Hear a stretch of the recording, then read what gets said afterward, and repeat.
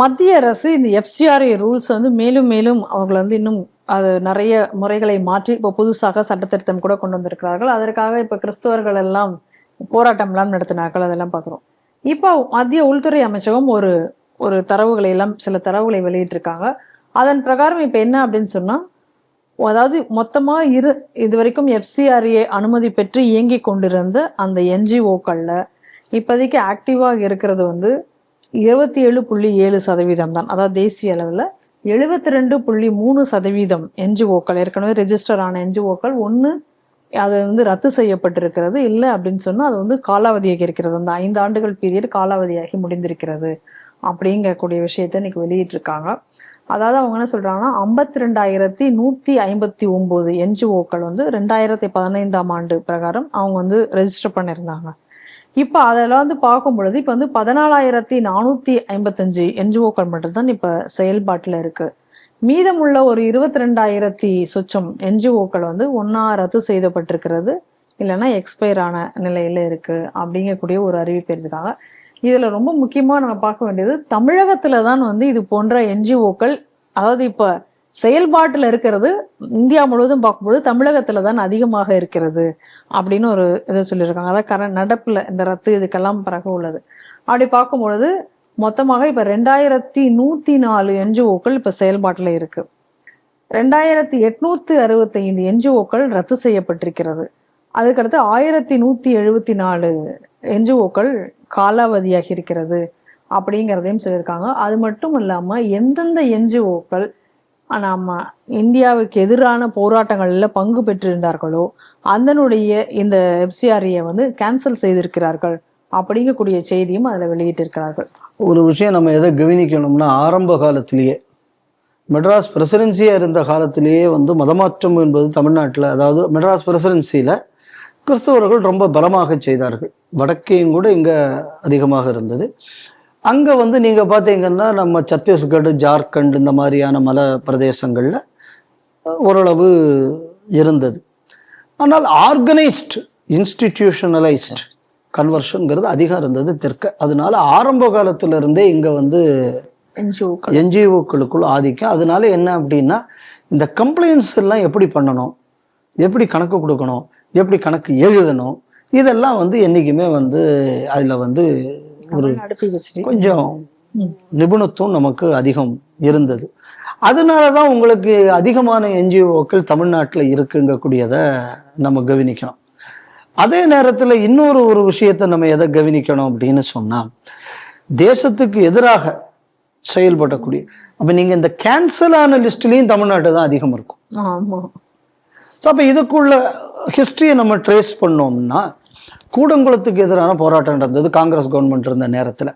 அப்போ வந்து வெளிநாட்டு நிறுவனங்கள் நம்ம நாட்டில் குழப்பத்தை ஏற்படுத்துவதற்கு இந்த மாதிரி கிறிஸ்தவ மிஷனரிகள் மூலம் இங்கே வந்து என்ஜிஓக்களை வைத்து செயல்படுகிறார்கள் எங்கக்கூடியது. மன்மோகன் சிங்கும் அப்போ மந்திரியாக இருந்த காங்கிரஸ் அமைச்சராக இருந்த நாராயணசாமி அவர்கள், இவங்க 2 பேரும் அந்த நேரத்தில் அதை தெரிவித்தார்கள்.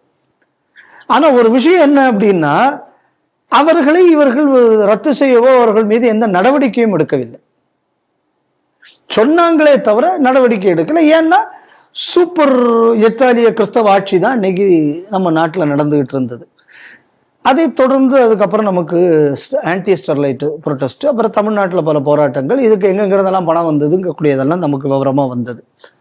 இதே மாதிரி நாடு முழுக்க பல இடங்கள்ல நடந்தது. இப்போ இந்த எல்கர் பரிஷத் இஷ்யூ, பீமா காரேகம், ஸோ அதுக்கு பின்னாடி இருந்தது. அப்புறம் இந்த ஸ்டேன் சாமி, இந்த மாதிரி நம்ம ஒரு பெரிய லிஸ்டே நம்ம பார்க்குறோம். இப்போ இந்த கவர்மெண்ட் வந்ததுக்கப்புறம் இந்த மாதிரியான விஷயங்கள் எப்படி பூர்ணாங்க, தேசத்துக்கு எதிரான போராட்டத்தை செய்ததற்காக ஒன்றும் கூட்டலை. நல்லா தெரிஞ்சுக்கணும். என்ன கேட்டாங்க, நீ எதற்காக பணம் வாங்குற, வாங்கின பணத்தை அதுக்கு தான் நீ செலவு பண்ணியா, அதுக்கு எனக்கு ப்ரூஃப் தான். எவெல்லாம் ப்ரூஃப் கொடுக்கலையோ அவன்லாம் க்ளோஸ். அப்போ 70% அதில் கொஞ்சம் ரினியூ பண்ணாதது இருக்கும். அதுக்கப்புறம் எப்படி வந்து இதுக்கு கணக்கு வழக்கு தெரியான இந்த அப்பாவி ஹிந்துக்கள் மாதிரி ஒரு பத்தனா இருக்கும். இதுல மெஜாரிட்டியான இந்த மைனாரிட்டி, அதாவது கிறிஸ்தவ நிறுவனங்கள் மூடப்பட்டதின் காரணம் என்ன அப்படின்னா, இந்த மாதிரி கணக்கு கேட்ட உடனே அவங்களுக்கு பிரச்சனை. இப்ப சமீபத்துல எல்லா சர்ச்சிலையும் இந்த FCRA சட்டத்தை பின்வாங்கணும்னு போராட்டம் போராட்டம் நடத்துறாங்க. நடத்துறாங்க. ஆமா. புரிஞ்சுதா? இப்ப இந்த டேட்டா இன்னைக்கு வெளியிடப்பட்டிருக்கிறது. 15-20 நாளைக்கு முன்னாடி இந்த சட்டத்தை கொண்டு வந்தது மத்திய அரசு. அதாவது நீங்க எதுக்காக பணம் வாங்குறீங்கன்னு சொல்லணும், அந்த பணத்தை அதுக்கு தான் செலவு பண்றீங்களான்னு சொல்லணும். அந்த நோக்கம் நிறைவேறல அப்படின்னு சொல்லியாச்சுன்னா, இல்ல அதில் நீங்கள் ஏதாவது தவறான வேற விஷயத்துக்கு அதை பயன்படுத்தினால் அதெல்லாம் வந்து அரச தன் உடைமை ஆக்கி கொள்ளும். இதுல என்ன தப்பு இருக்கு? இது என்ன தப்பு இருக்குன்னு நான் கேட்குறேன். தப்பு எதுவும் இல்லை. நான் எதுக்குன்னு பணம் வாங்குறேன். நான் 10 பேருக்கு பள்ளிக்கூடத்துக்கு பாடம் சொல்லி கொடுக்கணும்னு நான் பணம் வாங்குறேன். ஒன்றும் இல்லை. இல்லை வந்து நீங்கள் வந்து நான் பைபிள் சொல்லி கொடுக்கணும் காசு வாங்குறேன், தப்பு கிடையாது சட்டப்படி.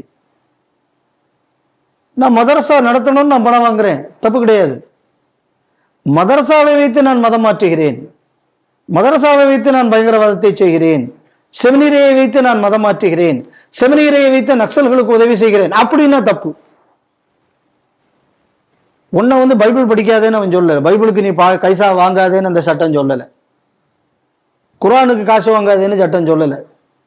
ஆனால் அதை வைத்து நீ அடுத்த வேலையை செய்தாச்சுன்னா நான் உன்ன க்ளோஸ் பண்ணுவேன்னு தான் சட்டம் சொல்லிச்சு. அப்ப அதுக்கு நீ எதிர்ப்பு தெரிவிக்கிற அப்படின்னா நீ அப்ப அதுக்கு தானே பணம் வாங்குறேன்னு அர்த்தம். ஆமா, தெளிவா. நீ எதுக்கு நீ எதிர்ப்பு தெரிவிக்கிற? ஆமா. அதனால இதை நம்ம எதை கவனிக்கணும் அப்படின்னா, இது வந்து ஒரு லேண்ட்மார்க் அச்சீவ்மெண்ட்டாக நான் பார்க்கிறேன். இன்னும் சொல்ல போயாச்சு அப்படின்னா, இதுல நிறைய இது வந்து ரினியூவல் ஆகாம பழசு. அதுக்கு இன்னொரு காரணம் இருக்கு. எனக்கு வந்து மோடி அரசுக்கு மேல பல வருத்தங்கள் உண்டு. ஒரே ஒரு விஷயம் என்னன்னா, டெக்னாலஜிக்கலி இந்த நாடு அட்வான்ஸ்டா இருக்கணும்னு மோடி அரசு நினைப்பதுல வந்து நான் வரவேற்கக்கூடிய விஷயம். ஆனா அதுக்குள்ள இம்ப்ளிமெண்டேஷன் பார்ட்ல எந்த அளவு இந்த அரசு இருக்குன்னு எனக்கு தெரியல. இவங்களுக்குள்ள FCRA வெப்சைட்லாம் போனீங்கன்னா பாதி நேரம் அது வேலை செய்யாம இருக்கு, பாதி நேரம் சம்பந்தம் இல்லாம மெசேஜ் எல்லாம் வருதுன்னு நிறைய பேர் சொல்றாங்க. ஸோ இந்த மாதிரியான விஷயத்துல அநேகமா மாட்டிக்கிறது யாருன்னா இந்த ஹிந்து NGOs தான் மாட்டிக்கும். ஸோ இதுல அநேகமா அந்த மாதிரியான NGOs பலது வந்து ரினியூவல் பண்ண முடியாம ஆமா சிக்கி சின்ன பின்னமா இருக்கிறதுக்கு வாய்ப்பு இருக்கு. ஸோ அதுல ஒரு போர்ஷன் வந்து உண்மைக்கும் போயிருக்குங்கக்கூடியதும் உண்மை, அதை நம்ம மறுக்கிறதுக்கு இல்லை. ரெண்டாவது, இந்த ஒரு முடிவு, அதாவது அந்நிய பண வரவு இந்த அதோட இன்டெண்டட் பர்பஸ் இல்லாம வேற பர்பஸுக்கு செலவு செய்யக்கூடாது. இந்த விஷயம் இன்னைக்கு ஒரு முடிவு மத்திய அரசு இப்படி எடுத்திருக்குன்னா அதற்கு காரணம் நம்ம தமிழ்நாடு. இன்னும் சொல்ல போயாச்சுன்னா நான் ரொம்ப பெருமையாக அதுக்கு நினைச்சுக்கிறேன்னா, இதுவரை நம்ம சொந்த பெருமையை பீத்துறதுங்கிறது ஒரு கேவலமான விஷயம். ஆனால் இது ஒரு வரலாற்றில் இது பதியப்பட வேண்டும் என்பதற்காக இந்த விஷயத்தை சொல்கிறேன். ஏன்னா கன்னியாகுமரி மாவட்ட இந்து வரலாறை சிலவர்கள் எழுதுகிறார்களாம், சில அமைப்பினர். அவங்களாம் இந்த மாதிரியான விஷயங்கள் எல்லாம் அதில் பதியவில்லை, ஏன்னா இது சம்பந்தப்பட்டவங்களை அவங்க பார்க்கலைங்கிறது எனக்கு தெரியும். அதனால உண்மையான வரலாறு தெரிஞ்சுக்கணும்னு யாராவது நினைக்கலாம் இல்லையா, அதுக்காக நான் இந்த விஷயத்தை நான் சொல்லணும்னு நான் கடமைப்பட்டிருக்கேன். கன்னியாகுமரி மாவட்டத்தில் 1981-82 காலங்களில் கலவரம் நடந்தது. ஹிந்துக்களுக்கும் கிறிஸ்தவர்களுக்கும் இடையில கலவரம். அதுல ஒரு கலவரத்தில் ஒண்ணு என்னன்னா, மண்டைக்காடு பகவதி அம்மன் கோவிலுக்கு வந்த ஹிந்துக்களை, அங்க ஹிந்து பெண்களை மானபங்கம் செய்வதற்காக கிறிஸ்தவர்கள் வந்தார்கள். அந்த கிறிஸ்தவர்களை தடுத்து நிறுத்துவதற்காக காவல்துறை துப்பாக்கி சூடு நடத்தியது. கலவரத்துல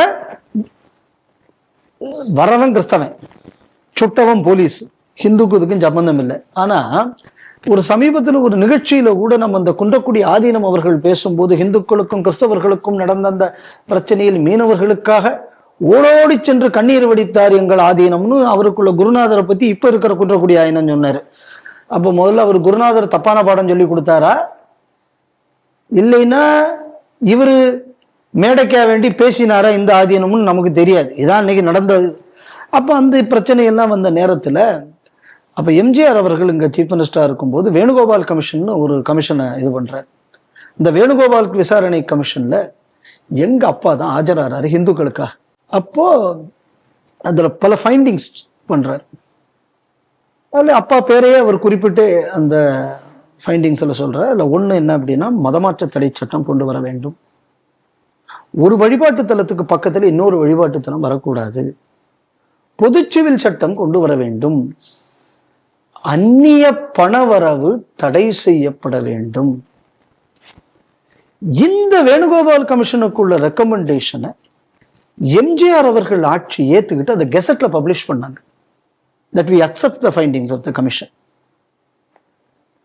பிற்காலத்தில் ஜெயலலிதா அம்மையார் மதமாற்ற தடை சட்டத்தை கொண்டு வரும்போது இந்த கமிஷனுக்குள்ள ரெக்கமெண்டேஷனை கோடிட்டு தான் காட்டினாங்க. நான் எதுக்காக இந்த விஷயத்தை திருப்பி சொல்றேன் அப்படின்னா,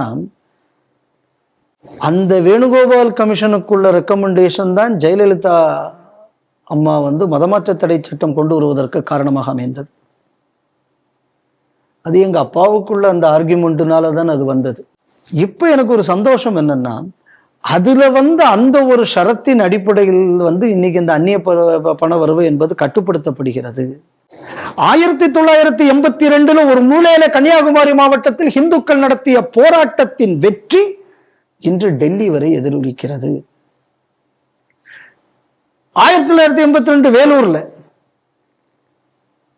ஜலகண்டேஸ்வரர் பிரதிஷ்டை என்பது இந்து முன்னணி பேரமைப்பினால் நடத்தப்பட்டது. வீரத்துறவி ராமகோபாலன் அவர்களின் வழிகாட்டுதலும் வீரபாகுஜிக்குள்ள கடுமையான உழைப்பின் காரணமாக அது அங்க செய்யப்பட்டது. அதுதான் பின்னாடி ராம ஜென்ம பூமிக்கு வித்திட்டது. வேதாந்தம்ஜி அவர்களுக்குள்ள பெரும் முயற்சியினால விடிந்தகரையில தாய்மதம் திருப்பக்கூடியது நடந்தது. பின்னால தாய்மதம் திருப்பக்கூடிய விஷயம் நாடு முழுக்க விஸ்வ இந்து பரிஷத்து ஏற்றுக்கொண்டது. எல்லா நல்ல விஷயங்களின் ஆரம்பமும் நம்ம தமிழ்நாட்டில் தான் இருந்திருக்கு. தமிழ்நாட்டில் இருக்கக்கூடிய இந்துக்கள் இந்த விஷயத்தை புரிந்து கொள்ள வேண்டும். ஏதோ சின்ன சின்ன விஷயமாக நம்ம ஒவ்வொரு காலத்துல செய்யக்கூடியது பிற்காலத்தில் எப்படி இந்த நாட்டுக்கு வழிகாட்டுதலாக அமைந்திருக்கிறதுன்னு. அதனால நம்ம தொடர்ந்தோம், அப்புறம் பாதியில் விட்டுட்டு போயிட்டோம், அப்புறம் நம்ம அதை தொடரலை. அதை நாம் தொடர்ந்திருந்தால் அகண்ட இந்து ராஷ்டிரம் என்பது அமைந்திருக்கும். இந்த மாதிரி கன்னியாகுமரி மாவட்டத்தில் ஒரு நம்பிக்கை கொடுக்கக்கூடிய விஷயம் தொடங்கியதுதான் இன்னைக்கு இந்த மாதிரியான ஒரு மாற்றம் FCRAல வந்திருக்கு. அதனால இது வரவேற்கத்தக்க விஷயமாக நான் பார்க்கிறேன்.